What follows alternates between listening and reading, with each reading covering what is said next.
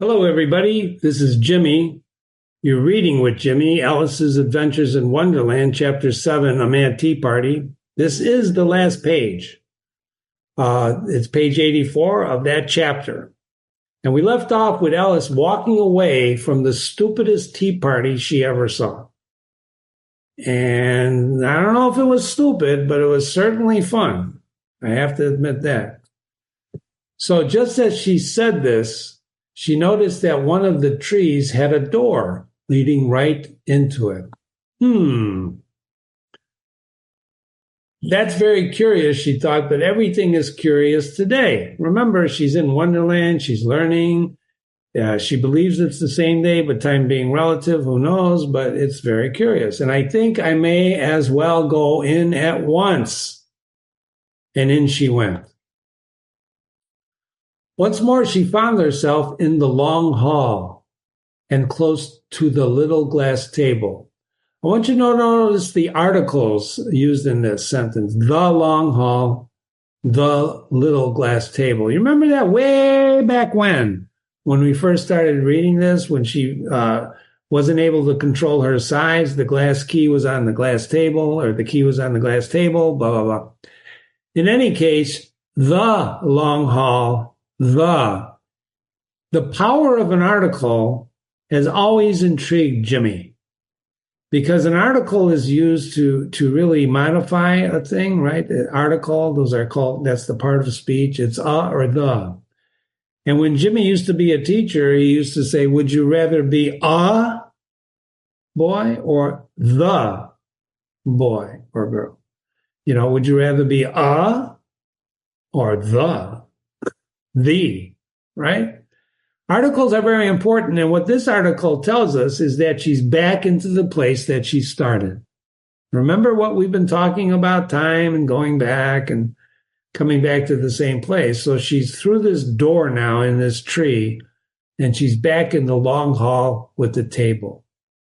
And then she says to herself, now I'll manage better this time. Ladies and gentlemen, what a profound statement from this little girl.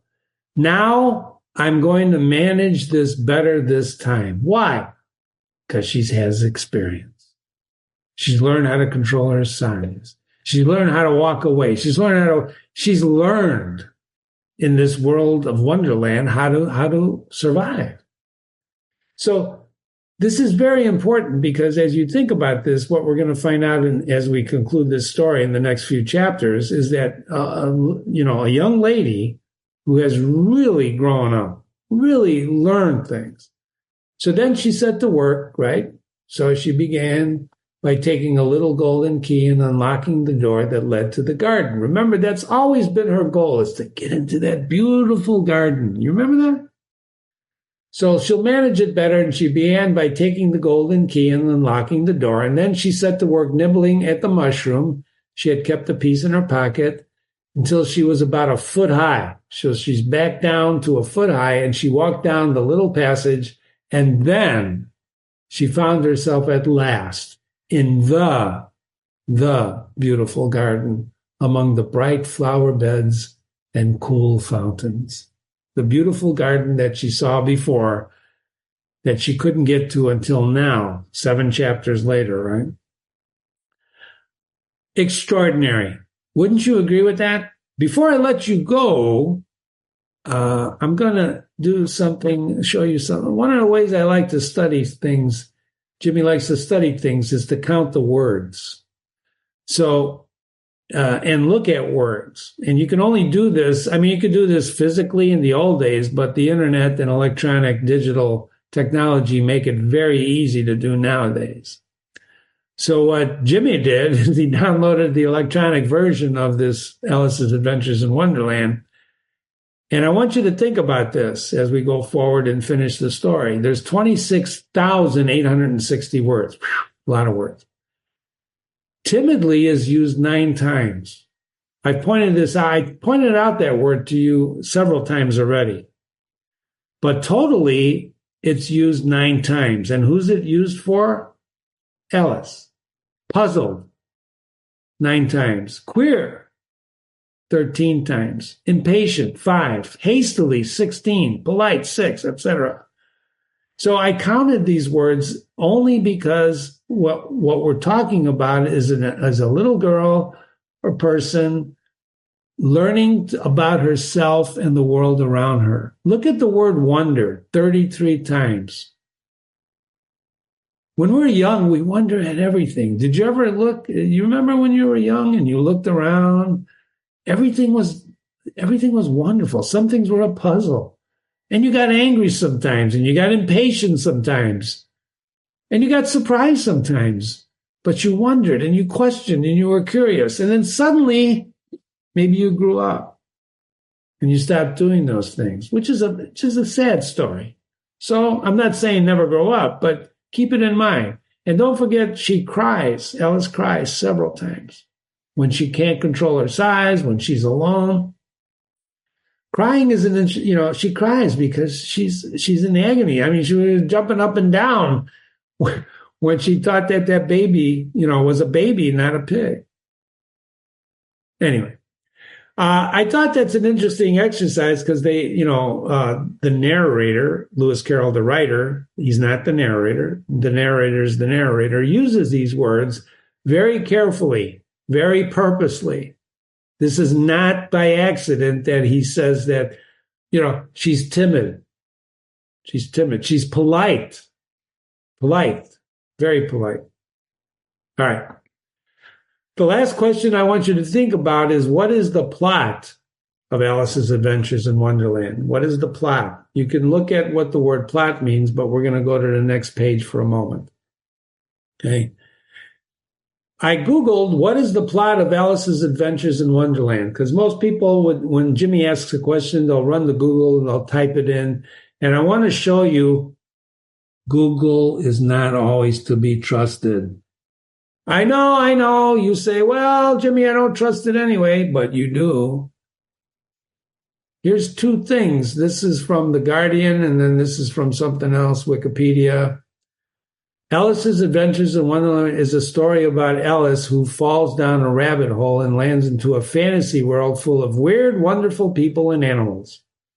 Now, isn't that a safe definition of the plot? That is not the definition of a plot I would write. Or you should write. And I'm going to ask you, I'm going to give you homework for the end of the book, when we're done with the book, the story. What is the plot? What is the real plot of this story? Here's another one.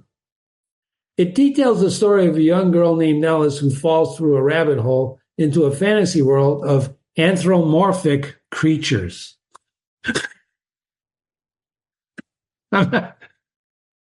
You look that word up. I'm not going to tell you what it means because I don't really care what it means. It's seen as an example of a literary nonsense genre. A literary nonsense genre. And then they tell you who the artist is. We'll talk about John Tennell in a minute, later on. But in any case, what is the plot? Both of these definitions of the plot are absolutely wrong. Absolutely wrong. What makes them wrong is one word. One word. Remember, words are very important. We've been proving that to ourselves chapter after chapter, page after page. How people use words. You can't. What do you mean, more or less? What do you mean, less than more? We've been proving ourselves that words mean things. Well, look at this. Google is telling us from The Guardian and Wikipedia that it's a story about Alice who falls down. She didn't fall through a rabbit hole. If you remember, and even if you don't remember, burning with curiosity, she ran across the field after it and was just in time to see it, the rabbit, pop down a large rabbit hole under the hedge, and in another moment, down went Alice after it, never once considering how in the world she was going to get out again. Do you think that describes her falling into that rabbit hole? Or did she charge into the rabbit hole? Did she jump into the rabbit hole? She did not fall into the rabbit hole, ladies and gentlemen. Read that again. Right? In another moment, down went Alice. That doesn't describe a fall. Oh, a fall is when I fell. I broke my hip. I fell off a ladder. She ran after that rabbit. She ran after that rabbit. Don't believe everything you read in Google. Read the story yourself and you write the plot. I want you to write the plot of this story. What do you think the plot is? That's going to be your homework. I think it will be. I don't know how I'm going to collect it, but let's not worry about it. And you remember the riddle, why is a raven like a writing desk? Lewis Carroll himself got bugged about this so much that he was moved to write the following in a preface to the 1896 edition of his book. Books come out in editions, right? And you can read the preface, you can read the introduction written by some, critic or professor or whatever you want, but you still want to deal with the story. And if you remember what the story is, Alice was very angry because she didn't want to waste time. That's how you got into the discussion of time, talking about a riddle that doesn't have an answer. If you Google, why is a raven like a writing desk, you're going to get people who actually try to answer that riddle. But here's what Lewis Carroll said in a preface to his book. Inquiries have been so often addressed to me as to whether the answer to the Hatter's riddle can be imagined that I may as well put on record, here's what seems to be a fairly appropriate answer, viz., because it can produce a few notes, though they are very flat, it is never put with the wrong end in the front.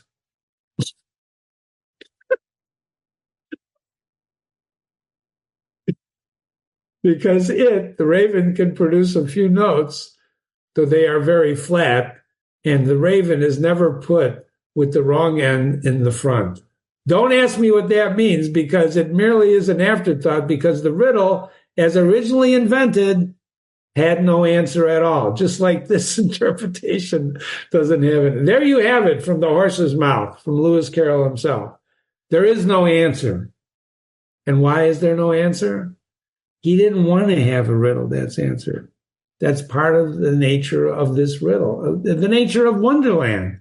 There is no answer. Ladies and gentlemen, I hate to tell you this. I hate to be the bearer of bad news. But sometimes there's no answer to the question you're asking. There isn't. This is Jimmy. You're reading with Jimmy, Alice's Adventures in Wonderland. We just finished page 84 of chapter 7, A Mad Tea Party. Hope you enjoyed it. We're going on to I don't want to tip the hand, but the Queen's Croquet Ground. Okay? We're going to read that on chapter 8 next time. Thanks for spending the time with me. Send in your email, Jimmy@readingwithjimmy.com. Jimmy@readingwithjimmy.com. Thanks. See you.